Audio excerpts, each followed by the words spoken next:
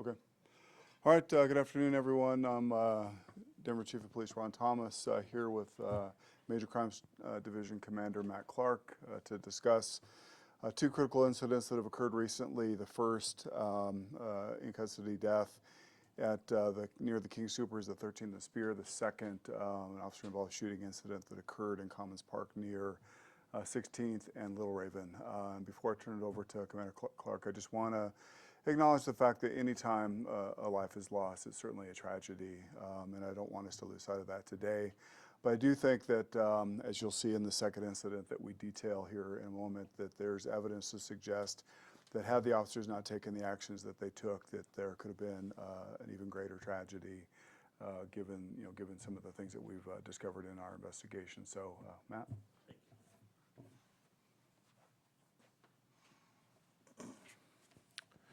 Good afternoon. Thank you for the opportunity to provide additional follow-up information and details on the two recent critical incidents. This is intended to be a follow-up briefing, and it's based upon information that we've gathered after interviewing witnesses to these cases, speaking with the involved officers, and analyzing evidence that's collected at the scenes. I'll start, we'll just go in chronological order, excuse me. We'll start with the first incident that occurred near 14th and Spear on Tuesday, November 14th. On Tuesday, November 14th, 2023, around 11:55 p.m., the Denver Communications Center received a call from an individual who was initially rambling and yelling at the call taker. Several minutes into the call, the individual reported he believed he was experiencing a heart attack and disconnected the call with the call taker.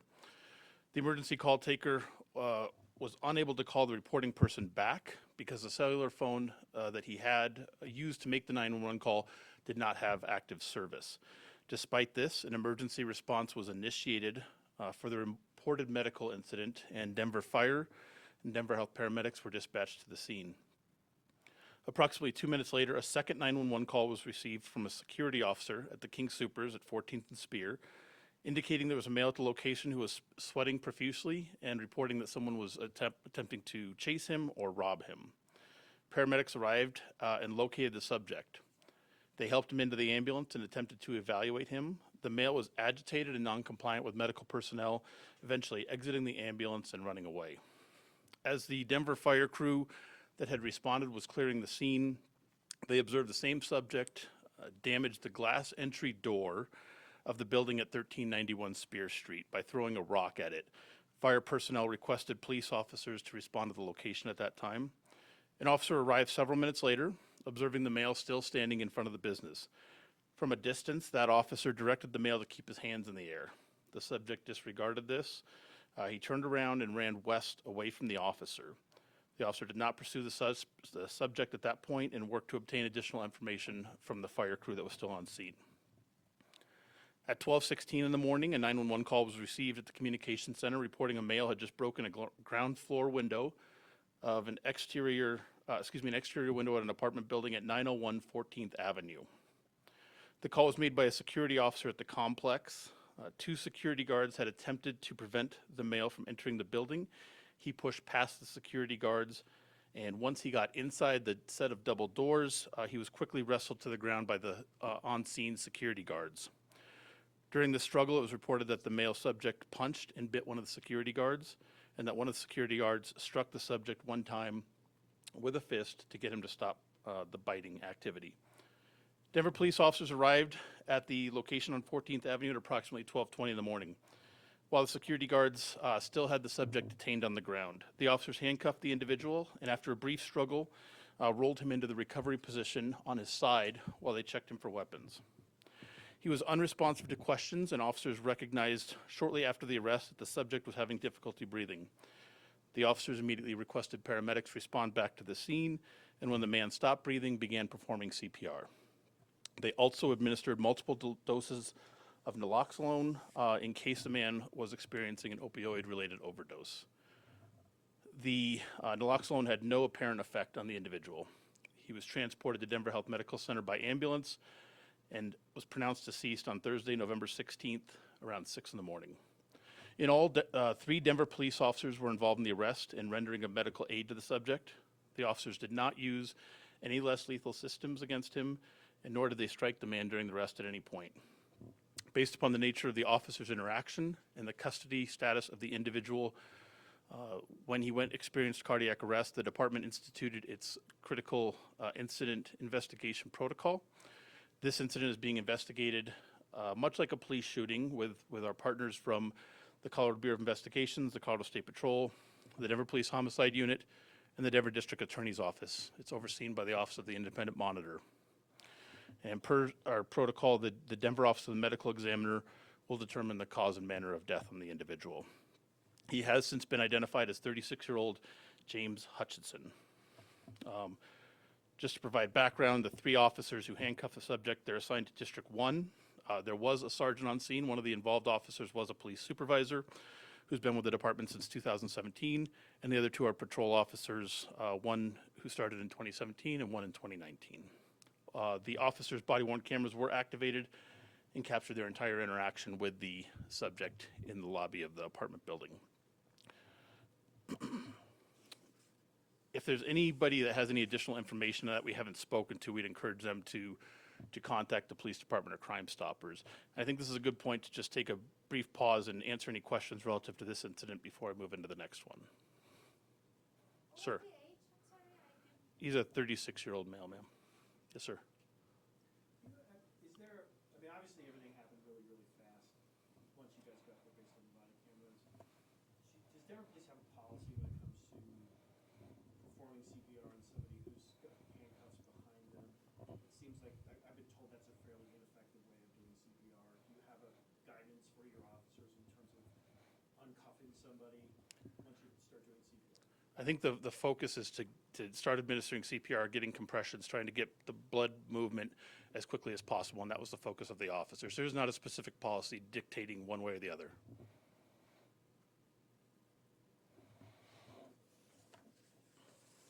Move into the next incident.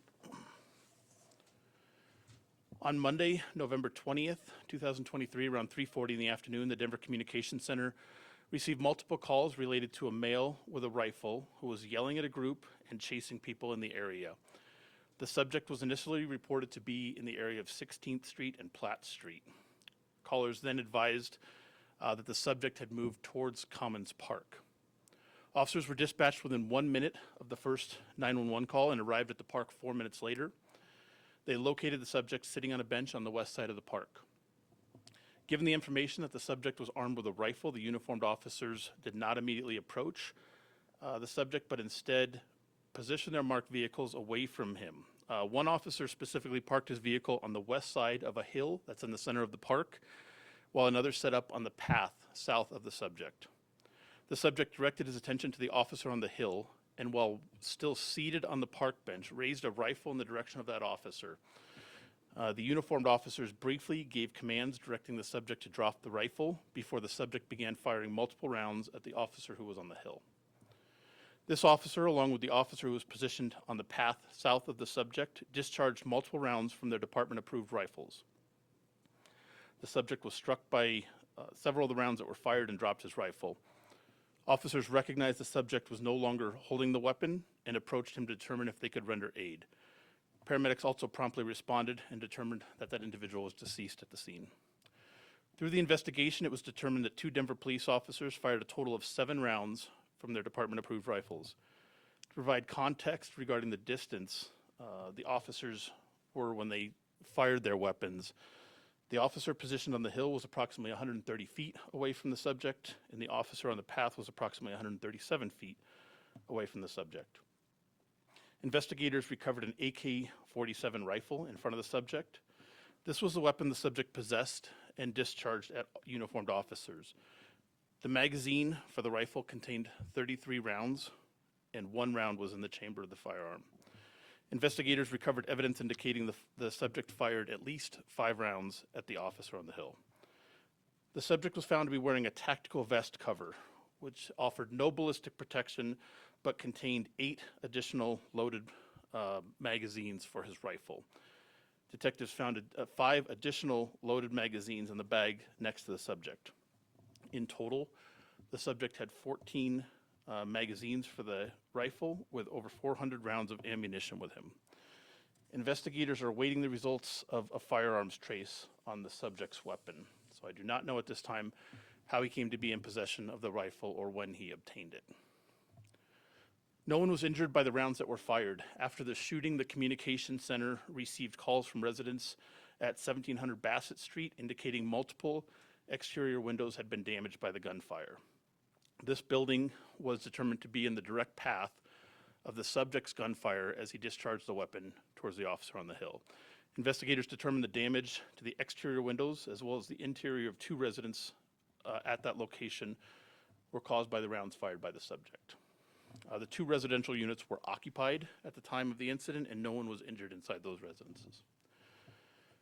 Over the last couple of days, detectives have been working to piece together a preliminary timeline of the subject's movements prior to the incident at Commons Park.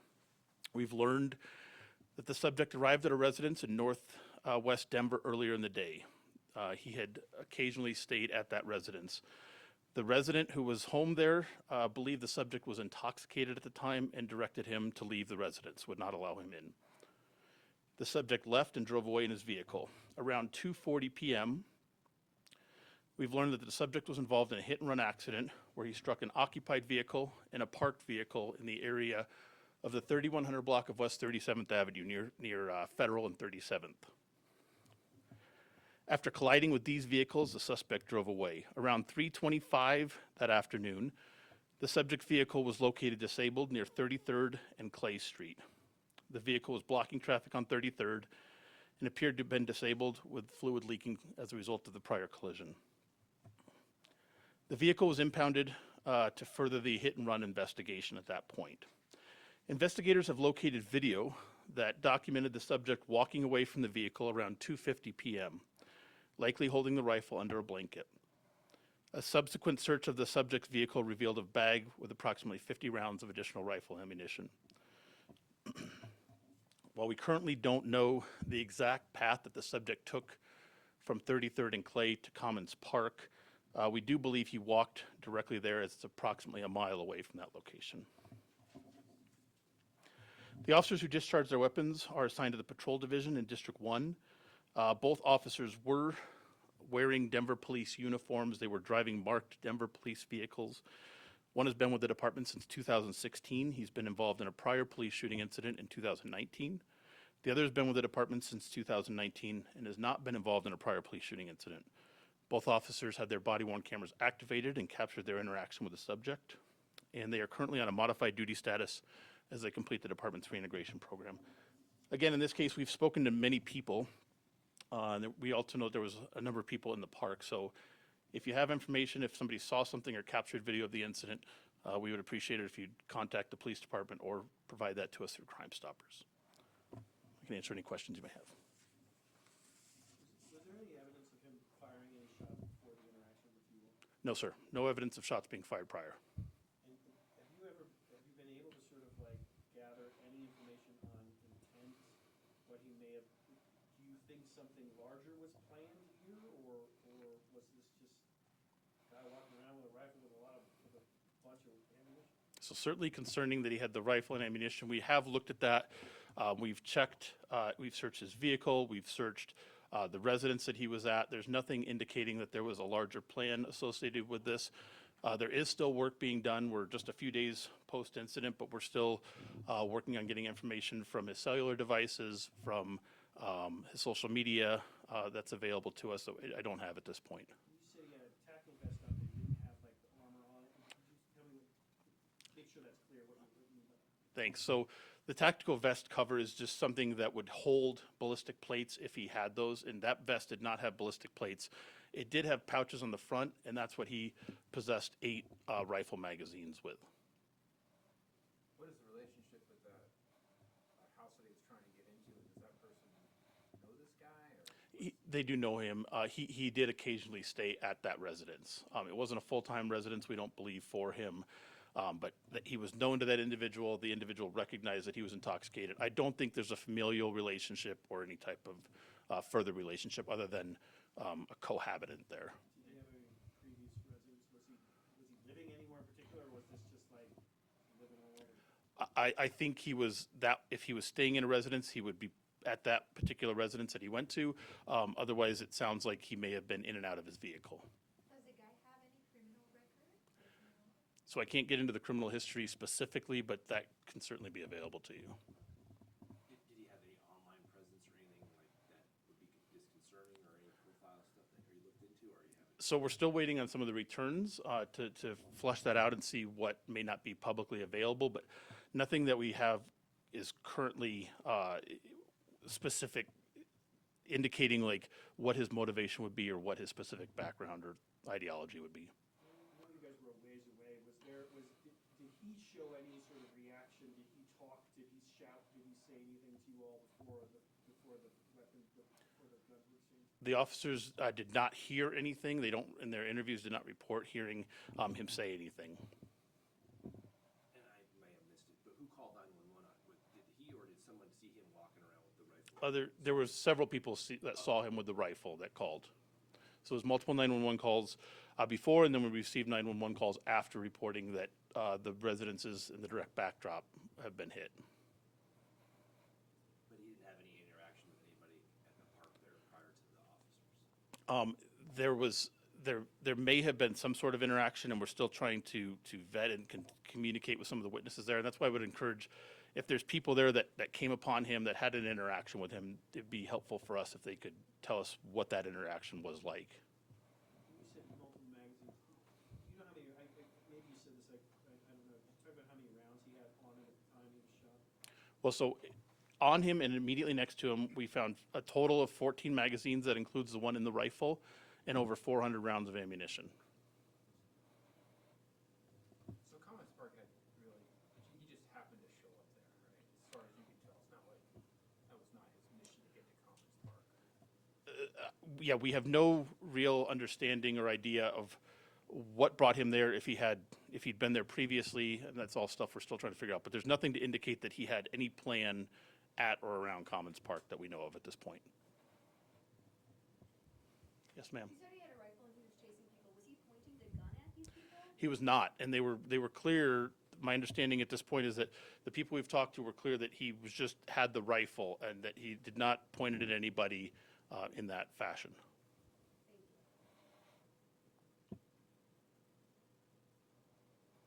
Thank you. Oh, let me briefly show the slides real quick. I'm sorry. So obviously the department's released the video. For those who haven't seen it, it's tough to provide some context if you're not familiar with Commons Park. So we thought we'd just provide an aerial photo of that and the specific area. And there's 3 points that I'll point out. The red circle indicates the bench where the subject was seated. There's a gray circular thing, and that's actually an elevated portion of the hill, and we can't see that clearly in this 2-dimensional image, but that's the officer on the hill is the upper blue circle. The officer on the path to the south is the lower in the image. And again, respectively, 130 feet away, 137 feet away from the subject when they discharged. Where's the building? Where the building that was hit? Where is it in relation to that picture? I appreciate that. So if you were to draw a straight line from the subject past the officer, it would be directly behind the officer. And those were elevated shots on higher floors within that building. And was it these 2 officers that fired at the suspect? These are the 2 officers that fired. There were other officers present. These 2 officers were the ones that discharged their weapons. This is a photograph of the rifle that we recovered directly in front of the subject that was used to fire at the officers. And you're still tracing that, or you have? We're still working on that. How long does that generally take? It depends. This weapon seems to have originated initially out of state, from an out-of-state transaction.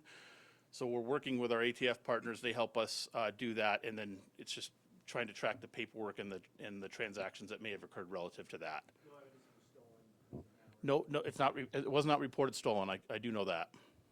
And what kind of gun was it again? This is an AK-47. Any specific rules in Colorado or Denver about carrying those around or having them? You're not allowed to carry those around in Denver. The magazine size is obviously larger than the state law. That's correct, sir. Chief, anything else? That's all we got. Thank you.